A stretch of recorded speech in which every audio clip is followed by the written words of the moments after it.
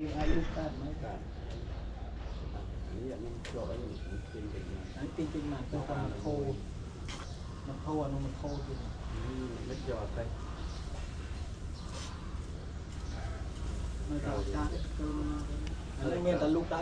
នេះទៀតទេព្រោះវាខ្ពស់ណាស់តាលូកដៃយកទៅចូលបានតែ